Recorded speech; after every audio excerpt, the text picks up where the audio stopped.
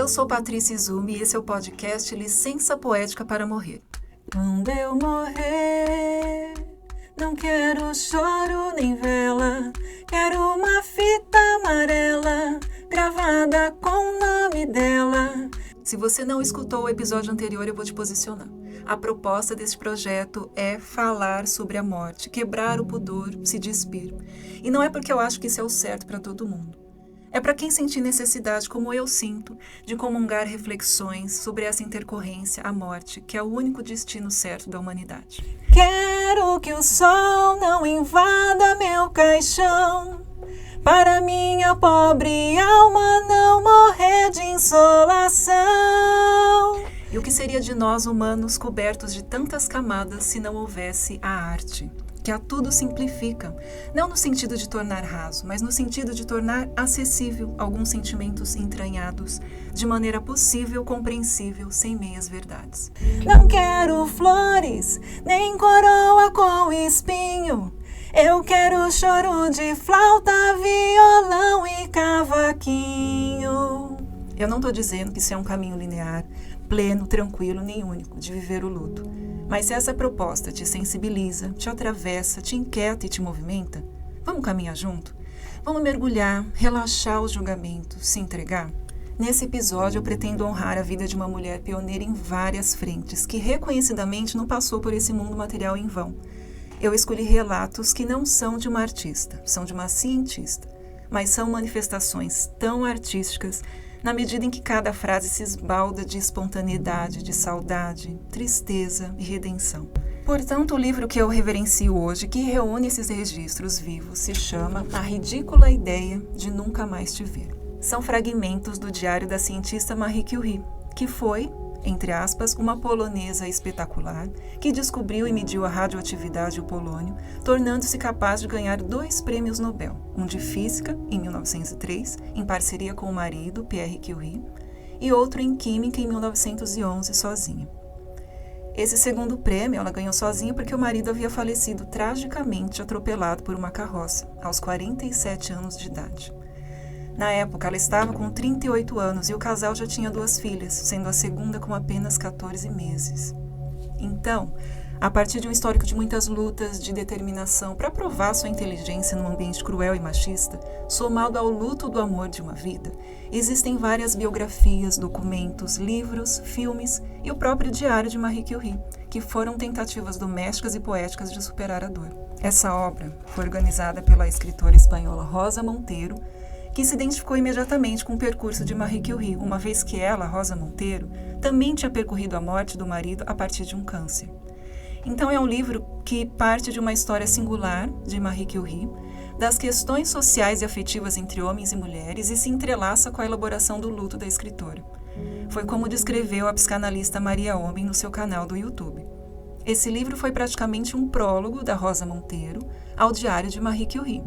Um prólogo de 200 páginas a um livreto de 20, que permitiu à escritora sair do vácuo do luto e se refazer, além de permear as 2 trajetórias com a outra grande temática abordada no livro, que é o feminino. A luta, a batalha da mulher para poder pensar, pesquisar, ir para a escola, ter dinheiro, propriedade, terra e voto. Conquistas que não terminaram e que nos engajam até hoje.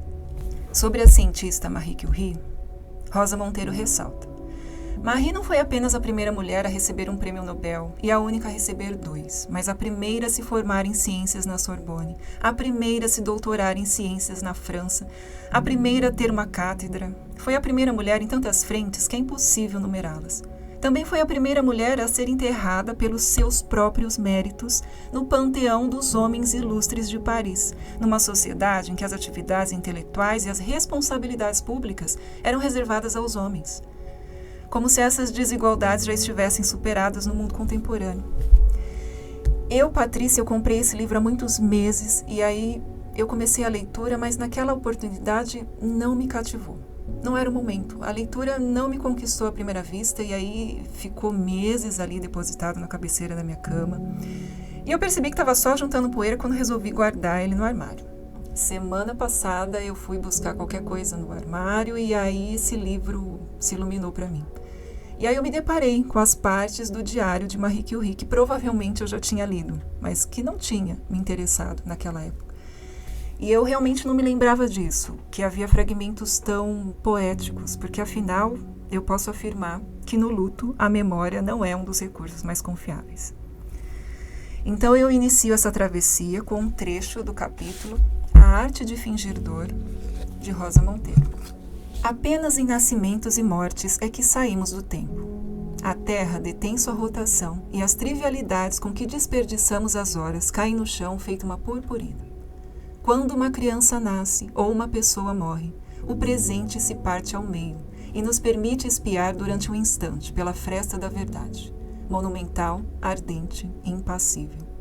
Nunca nos sentimos tão autênticos quanto ao beirarmos essas fronteiras biológicas. Temos a clara consciência de viver algo grandioso.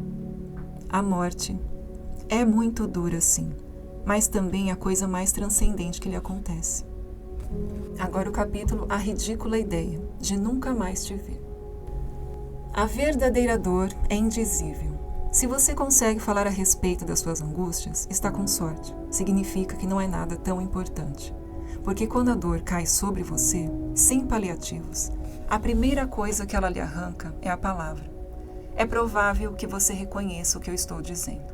Talvez já tenha experimentado, pois o sofrimento é algo muito comum em todas as vidas, assim como a alegria.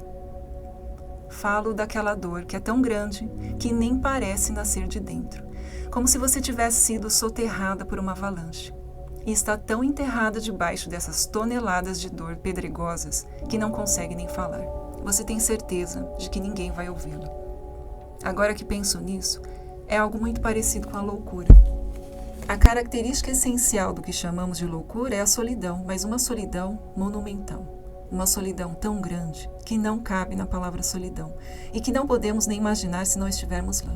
É sentir que você se desconectou do mundo, que não vão conseguir te entender, que você não tem palavras para se expressar. É como falar uma língua que ninguém mais conhece. É ser um astronauta flutuando à deriva na vastidão negra e vazia do espaço sideral. É desse tamanho de solidão que eu estou falando. E parece que na dor verdadeira, na dor avalanche, acontece algo parecido.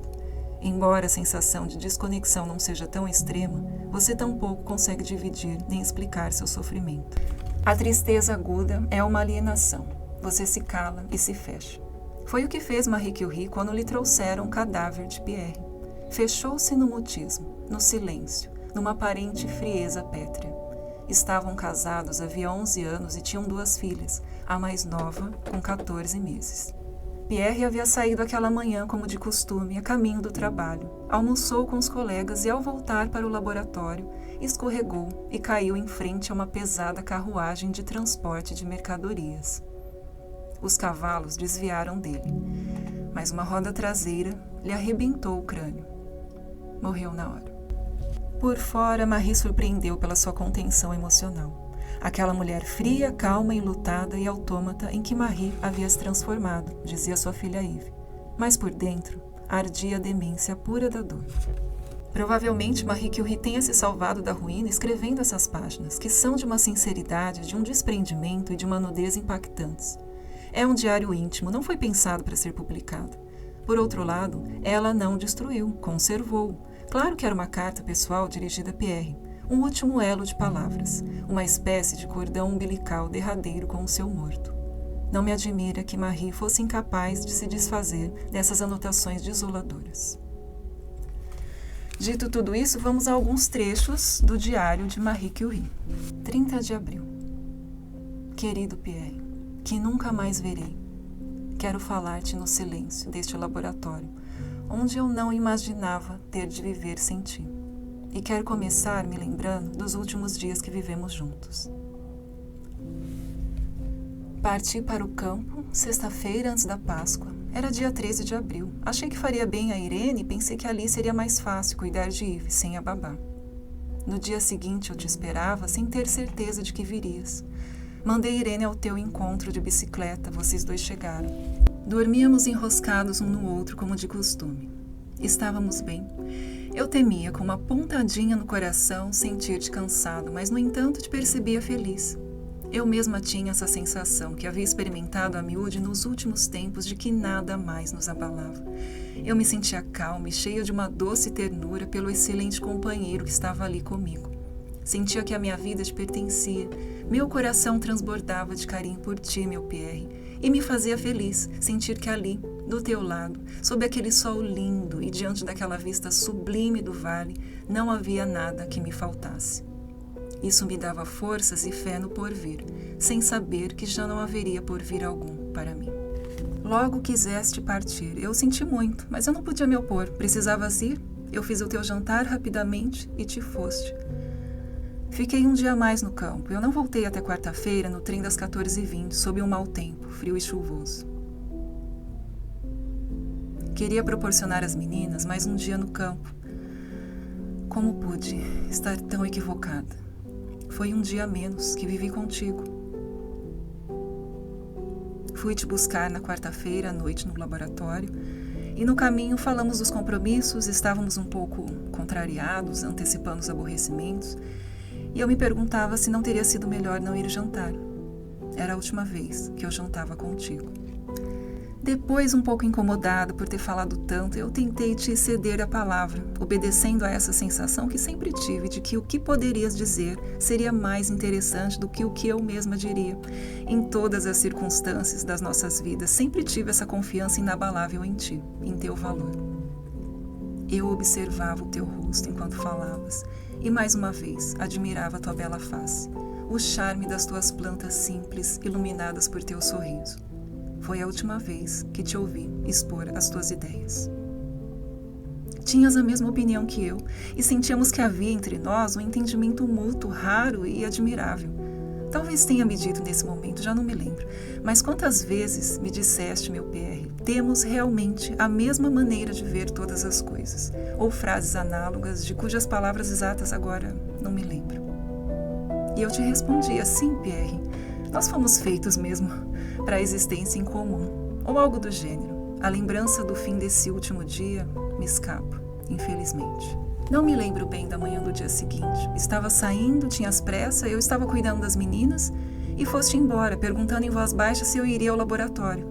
Respondi que não sabia e pedi que não me atormentasses. E justo aí foste embora. A última frase que dirigi a ti não foi uma frase de amor e ternura. Depois, só te vi de novo morto. Entro no salão. Dizem-me, morreu. Pode alguém entender tais palavras? Pierre morreu? Ele, a quem eu vira partir pela manhã? Ele, a quem eu esperava apertar entre os braços naquela tarde, eu só tornaria a vê-lo morto? E acabou-se para sempre. Eu repito o seu nome sem parar. Pierre. Pierre. Pierre. Meu Pierre. Mas infelizmente isso não o fará vir. Ele se foi para sempre. Não me deixou nada além da desolação e desespero. Eu esperei por ti, ao longo de horas mortais. Trouxeram-me objetos que levavas contigo, tua pena, teu porta-cartões, teu moedeiro, tuas chaves, teu relógio, esse relógio que não parou nem quando a tua pobre cabeça recebeu o choque terrível que a esmagou. É tudo o que me resta de ti, além de algumas velhas cartas e uns papéis. É tudo o que recebi em troca do amigo doce e amado com o qual eu contava passar a minha vida. Trouxeram-te à tarde para mim. Primeiro eu beijei no carro, teu rosto tão pouco mudado. Depois te levamos ao quarto de baixo e te pusemos na cama. E eu voltei a te beijar. Ainda estavas macio e quase quente, eu beijei a tua mão querida, que ainda se dobrava. Pediram que saísse do quarto enquanto te tiravam a roupa. Eu obedeci, transtornada, e eu não entendo como fui tão tola. Era a mim que cabia retirar a tua roupa ensanguentada. Ninguém mais deveria fazê-lo, ninguém mais deveria te tocar. Como eu não entendi isso de imediato? Eu compreendi mais tarde. A cada vez menos eu podia me separar de ti. E ficava mais e mais em teu quarto. E acariciava teu pobre rosto e o beijava. Estás aí, calmo, como um pobre ferido que descansa enquanto dorme com a cabeça enfaixada. e as tuas feições ainda são doces e serenas. Eis-te aqui ainda, preso num sonho do qual não pode sair. E novamente baixei as pálpebras que tantas vezes fechavas para eu beijar com um gesto familiar, e que hoje recordo, e que verei apagar-se cada vez mais na memória. Mesmo a lembrança já é confusa e incerta. Como eu lamento a falta de memória visual que me impede de ter uma imagem clara do que desapareceu. Logo, o único recurso serão teus retratos. Eu precisaria ter uma memória de pintor ou escultor para que fosse sempre visível aos meus olhos, para que a tua imagem querida não se apagasse jamais e me acompanhasse fielmente. 1º de maio. Meu Pierre, tudo é desconsolo nesse lar que deixaste. A alma da casa partiu. Tudo é triste, desolador e sem sentido. Nós te pusemos no caixão no sábado de manhã e eu segurei tua cabeça enquanto te transferíamos. Quem mais terias querido que segurasse essa cabeça? Eu te beijei, Jacques e André também. Deixamos um último beijo em teu rosto frio, mas como sempre, tão querido. Depois algumas flores sobre o caixão e o meu pequeno retrato de jovem estudante muito sábia, como você dizia, e do qual tanto gostavas. Era esse retrato que devia acompanhar-te no túmulo, pois era o retrato daquela que havias escolhido como companheira, daquela que teve a felicidade de agradar-te tanto que não hesitaste em lhe fazer a oferta de compartilharem a vida, apesar de não tê-la visto mais do que poucas vezes. E me disseste várias vezes que foi a única ocasião em tua vida na qual agiste sem qualquer hesitação, pois tinhas a convicção absoluta de agir bem. Meu Pierre, creio que não te enganaste. Fomos feitos para viver juntos, e na nossa união era certa, infelizmente. Ela teria apenas de ter durado mais. Teu caixão é fechado, depois de um último beijo, e eu não te vejo mais. Eu não aceito que cubram com aquele horroroso pano preto. Eu cubro de flores, e sento ao lado dele. Até o levarem, eu mal me afastei dele. Quero dizer aqui o que senti. Eu estava sozinha, com o teu caixão, e coloquei a cabeça nele, apoiando a minha testa. E apesar da imensa angústia que sentia, eu falava contigo. Eu disse que te amava e que sempre te amei com todo o meu coração. Disse que sabias disso e que se fizera a oferenda eterna da minha vida inteira. Eu te prometi que jamais daria nenhum outro lugar que tiveras na minha vida e que tentaria viver como gostarias que eu fizesse. Eu tive a impressão que daquele contato frio da minha testa com o caixão vinha uma espécie de calma e a intuição de que encontraria novamente a coragem de viver. Não é, meu Pierre, que fiz bem de impedir em torno do teu funeral o barulho e as cerimônias que detestavas? Preferiste, tenho certeza, partir assim, sem agitação, sem demonstrações inúteis nem discursos. Sempre amaste a calma. E nos 2 últimos dias no campo me disseste mais uma vez que aquela tranquilidade te fazia bem. Agora a casa está tranquila. Ao redor as pessoas vão se esquecendo. Quanto a mim, tenho momentos de insensibilidade quase completa. E o que me surpreende muito é que consigo trabalhar às vezes. Mas os momentos de placidez são raros. E há sobretudo um sentimento de desamparo obsessivo, com momentos de angústia e também uma inquietude, e às vezes eu tenho a ideia absurda de que tudo isso é uma ilusão e que vais voltar. Não tive ontem, ao ouvir a porta fechar, a ideia absurda de que eras tu? 7 de maio. Meu Pierre, a vida é atroz sem ti. Sinto uma angústia que não tem nome, um desalento sem fim, uma desolação sem limites. Não estás mais aqui há 18 dias, mas eu não deixei de pensar em ti um só instante, salvo quando eu dormia. Nem um só momento que eu estou acordada abandonas meu pensamento. Tenho cada vez mais dificuldade de pensar em uma outra coisa e, por conseguinte, de trabalhar.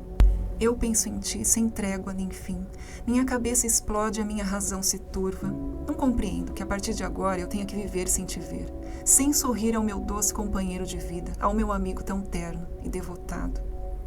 Assim como meu coração se agarra à lembrança da tua imagem querida, parece-me que o esforço do meu sofrimento deveria bastar para arrebentá-lo e dar fim à minha vida, da qual te foste. A vida não é possível. Ver-te sacrificado dessa forma, tu, o mais inofensivo, o mais justo, o mais benévolo, o mais devotado. Pierre, eu não terei jamais lágrimas suficientes para chorar tudo isso. Jamais terei pensamentos suficientes para me lembrar. E tudo o que eu posso sentir é inútil diante de tal tragédia. Meu Pierre, eu queria te dizer que as chuvas de ouro estão em flor que as glicínias, o espinheiro branco e os lírios estão começando. Adorarias ver tudo isso e te aquecer ao sol. Quero te dizer também que eu fui nomeada para o teu cargo, e houve imbecis que me parabenizaram. E também que continuo vivendo desolada e que eu não sei o que será de mim, nem como suportarei a tarefa que me resta.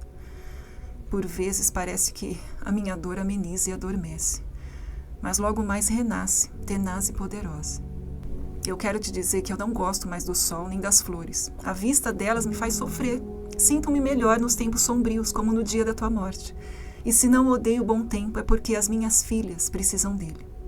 10 de maio. Choro muito menos e minha dor é menos aguda. No entanto, não te esqueço. Tudo é triste ao meu redor. As preocupações da vida não me deixam nem mesmo pensar com tranquilidade em meu Pierre. Contudo, procurei manter meu grande silêncio à minha volta, assim, para me fazer esquecer por todos. Apesar disso, mal posso viver com os meus pensamentos.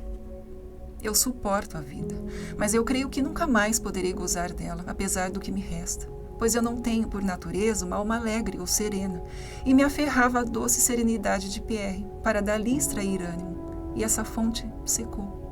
6 de novembro. Ontem dei a primeira aula substituindo meu Pierre. Que desolação, que desespero. Terias ficado feliz em me ver como professora na Sorbonne? Eu mesma o teria feito por ti, com gosto. Mas fazê-lo em teu lugar, Pierre, crueldade maior não há. Como sofri. Como estou desanimada. Eu sinto que a faculdade de viver morreu em mim. Eu não tenho nada a mais, além do dever de criar as minhas filhas e continuar a tarefa que aceitei. Quizá seja também o desejo de provar ao mundo e, sobretudo, a mim mesma, que aquela a quem amaste realmente valia algo. Tu eras a encarnação do charme e da nobreza de todos os dons mais divinos. Nunca antes de te conhecer eu havia visto um homem como tu, e desde então jamais vi um ser humano tão perfeito. Se eu não tivesse te conhecido, nunca teria sabido que seria possível algo assim existir no mundo real. E como declamar toda essa leitura sem citar ao menos uma frase do inspirador de toda essa obra, de toda essa catarse, que foi o grande amor de Marie por Pierre Curie, que aos 20 anos teria escrito: é preciso transformar a vida em sonho e tornar os sonhos realidade. A arte é uma ferida feita de luz. Precisamos dessa luz, não apenas quem escreve, pinta ou compõe músicas, mas também aqueles que leem, veem quadros ou ouvem um concerto. Todos precisamos da beleza para que a vida nos seja suportável. E assim, eu, Patrícia, encerro esse podcast quando podemos concluir. A ideia de nunca mais ver quem amamos é vazia, é impossível e é ridícula. Porque todo artista se transforma quando se permite ser ridículo. Porque quem ama permanece com a gente sempre.